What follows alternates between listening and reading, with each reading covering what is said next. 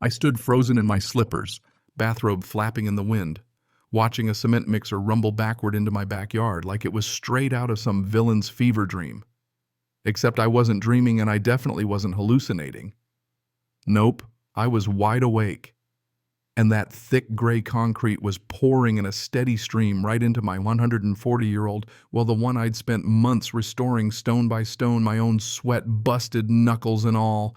And there standing triumphantly by the truck in leopard print yoga pants and a sun hat so wide it probably had its own weather was Karen, our self-declared queen of the HOA, waving a clipboard like she was knighting the driver for services to suburban oppression, yelling, "This is for neighborhood uniformity."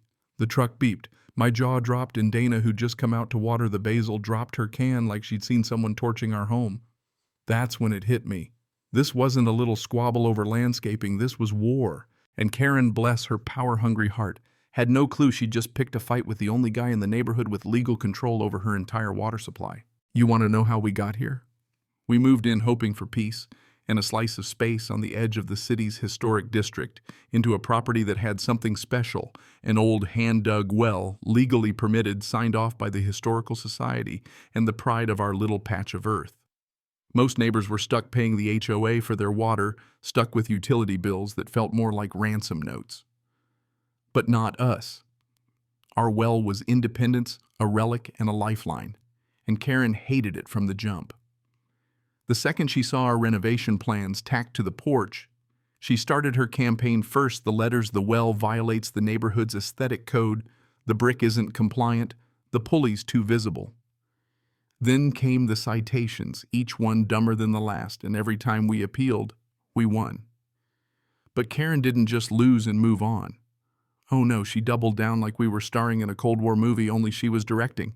Her last email before the cement truck rolled in ended with, "Consider this your final notice before community action is taken."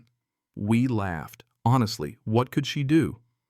We had permits, legal backing history on our side. We just didn't realize we'd need a security camera pointed at our own water. The morning it happened, I was sipping coffee book in hand when I heard that diesel growl.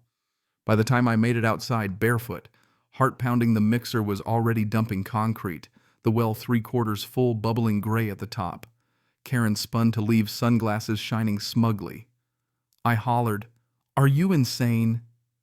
That's a protected structure." She didn't flinch, just called over her shoulder, "You're welcome. Now your eyesore won't ruin property values." Dana stood beside me, stunned. But she's a city infrastructure engineer, and her first instinct wasn't rage, it was logistics. She squinted, muttered, "She just messed with the wrong part of the map." I called the police vandalism of a historic site environmental contamination trespassing, but the HOA's lawyer had already declared it community-led maintenance. The city said it was civil. Karen, as usual, claimed she had board approval, 3 signatures gathered over brunch in her backyard, which somehow counted as community consent. We documented everything: photos, video, license plate, neighbor statements. Our friend Greg wandered over to borrow a shovel, took one look at the mess, and muttered, "I always knew that woman was a menace, but this is sociopathic." Dana, never one to sit on her hands, flipped through her old files before my coffee was even cold. Easement contracts, city plans, the stuff most folks never read. And that's when we found it back when the land was subdivided. The developer agreed to a little-known clause water access for the whole neighborhood, ran through a master conduit buried under our yard. And if the landowner ever revoked access, the city was legally required to shut down all water to the subdivision until it was settled in court. The landowner, by the way, was me. That flipped the script fast. Karen had concrete, but we had the valve, literally. I called an old friend in municipal contracts. After a back and forth, he whistled, "Ray, if you file that revocation, the city has to shut off water to every house in the subdivision until they reroute, which could take months." Suddenly, I was no longer the victim. I was holding all the cards. Dana grinned, pulling up blueprints, pointing to the control valve, a locked utility panel we'd restored last year, the legal pinch point. We decided to give the board 48 hours. That night, while the HOA congratulated themselves at the clubhouse, I sent a polite but very clear email to the city and the board.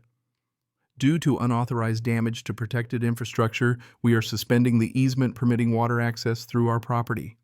Delivery will cease in 48 hours pending legal resolution. Next morning, word spread like wildfire. Karen and her crew had fixed the neighborhood eyesore, but the countdown had started.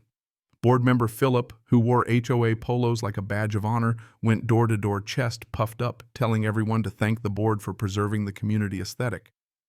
Meanwhile, Dana highlighted the century-old pipeline under our property on the HOA's contract.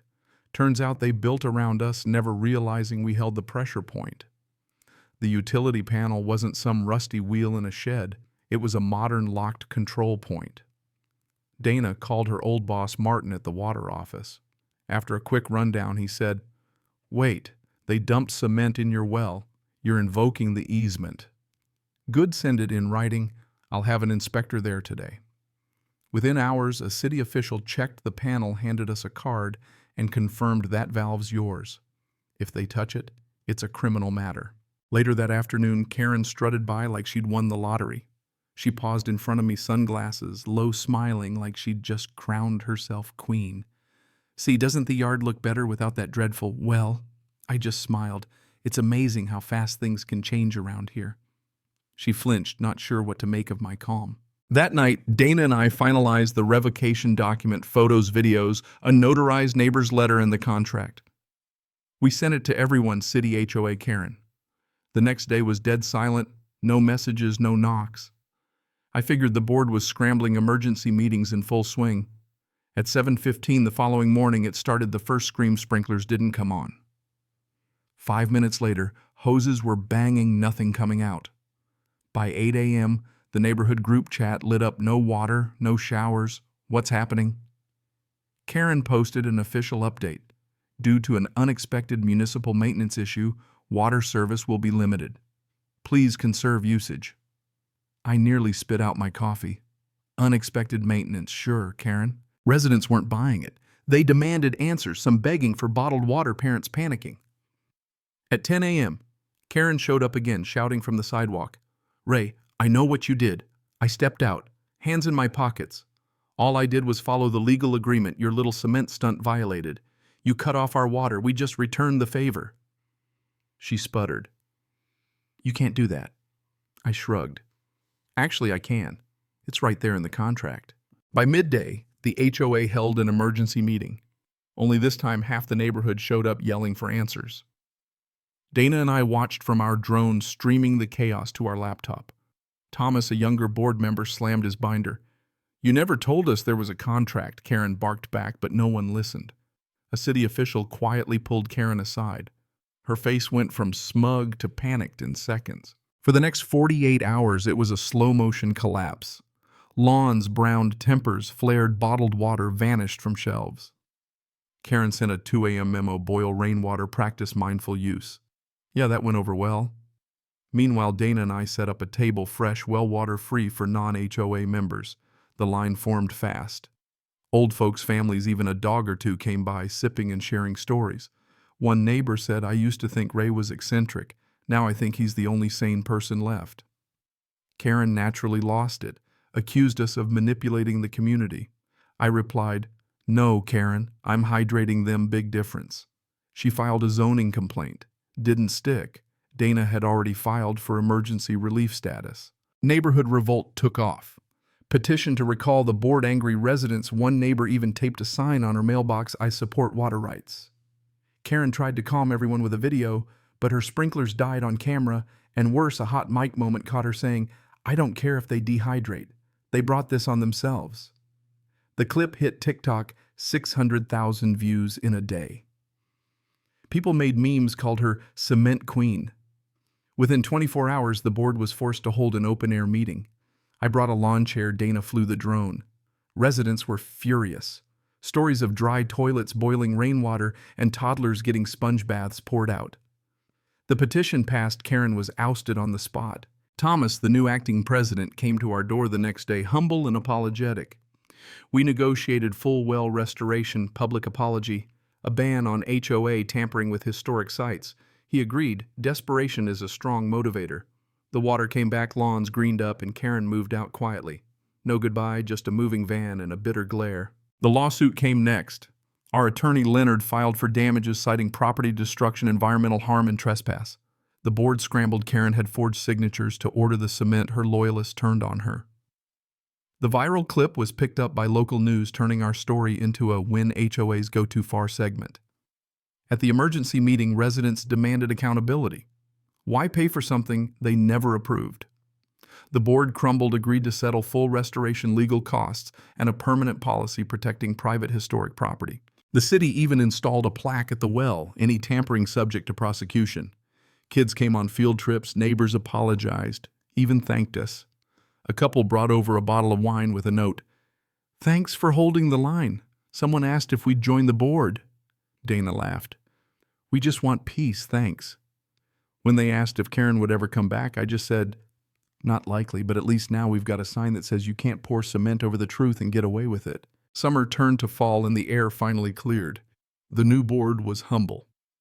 Thomas asked Dana for advice on policy. Neighbors waved more, and the well restored, protected. A little brass plaque, glinting in the sun, stood as a reminder: you can't bury the truth in concrete no matter how many clipboards you wave. At the end of the day, it wasn't about water or even the well. It was about standing your ground, protecting what matters, and proving once and for all that sometimes the quietest folks are the ones who write the ending. Now, if you've made it this far, I gotta ask, what do you think? Was justice served, or did we go too far? What would you have done in our shoes? Drop your thoughts below, I'll be reading. After all, in this neighborhood, the story's never really over.